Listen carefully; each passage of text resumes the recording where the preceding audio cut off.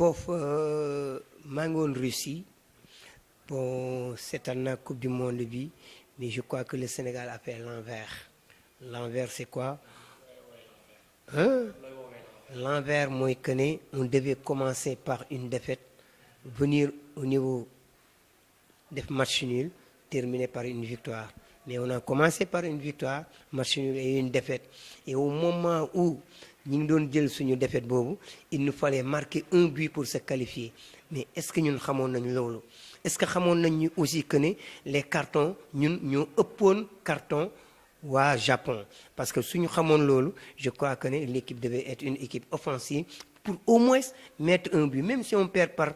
2-1 l'équipe sera qualifiée donc lui aussi sont des enseignements yoo xamee ne il faut aussi ñu jàpp ko et préparer aussi à l'évaluation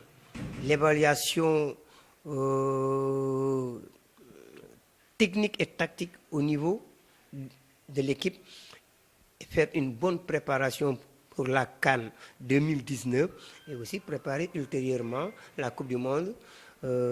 bi am au Qatar je crois que ne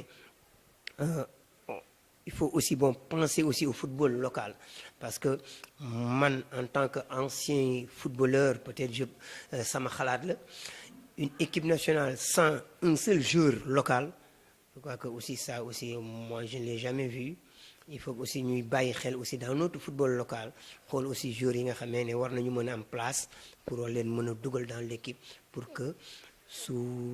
football bi war a mën a suqaliku parce que ma wax la benn affaire benn joueur local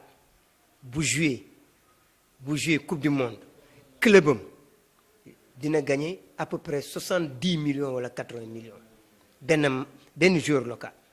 match bu mu jouer donc xam nga ne loolu aussi nekk na loo xamee ne suñu club yi nekk fii soxla nañ ko loolu aussi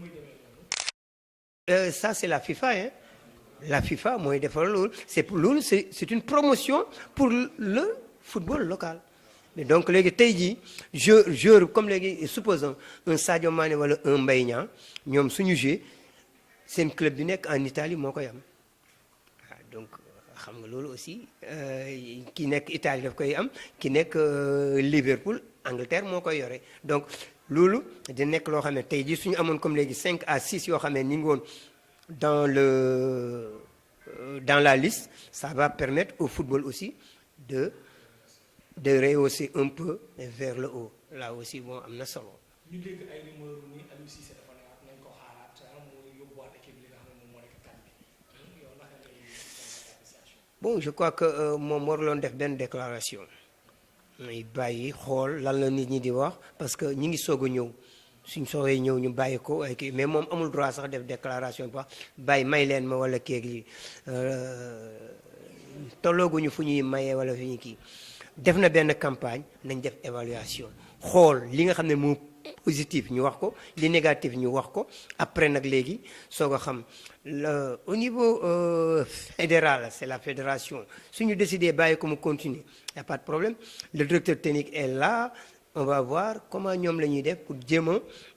def seen évaluation ba nga xamee ne jeex na ñu léegi ñu xam ne léegi lan mooy le futur de Aliou Cissé wala le futur des techniciens yi nga xam ne ñoo nekk autour de l'équipe nationale. ossature mondial bi dans le cadre général ban moo la ci gën a choqué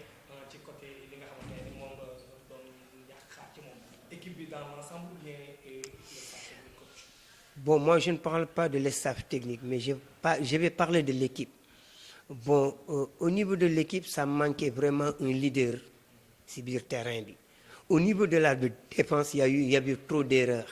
au niveau de l'attaque il y avait pas de finisseur donc bon en globalité l'équipe manquait de beaucoup de choses mais au niveau de la préparation on sentait une équipe ok mais bi ñu ñëwee au niveau de la compétition l'équipe dañu nekkoon vraiment en attente et que bon nekk en attente bon mooy lan mooy que ne soo xoolee quand on a gagné la Pologne 2-1 lorsqu'on jouait contre contre le Japon mënuñu mënee Japon 2 fois muy ñëw 2 fois da nga koy bañ bon bi ñu ñëwee contre Colombie 10 dernières minutes la ñu jël but bon but bi aussi gis na ni ñu ko jëlee nekk na loo xamee ne aussi bon jàngat la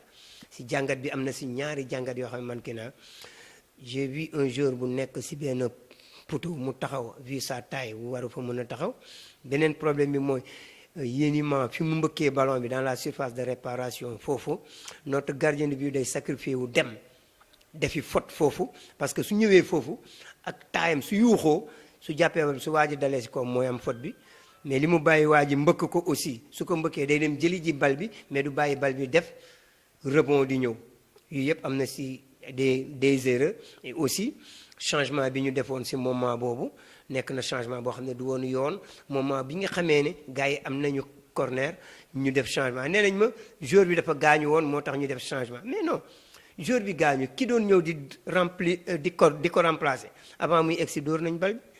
donc nañu bàyyi ba corner bi jeex su ko defee ñëpp concentré wu léegi ñu mën a sauver loolu aussi am na solo.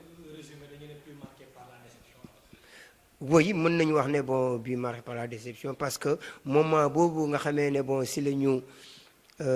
la Colombie di dugal bi moment boobu la Pologne mi ngi mëne woon 1-0 le Japon et suñu jëluloon bii boobu je crois que ne dañuy qualifier donc su fekkee ne dañuy wax ne match nul moo tax nga qualifier il faut nga jëkk dugal bi équipe bi nga xamee ne moom ngay dajeel su ko defee équipe moo lay dabe mais yow doo ñëw nga def un bloc bas nga permettre équipe bi di am confiance ba keroog mu lay jël bi soo jëlee bi foofu rek sa équipe day néew doole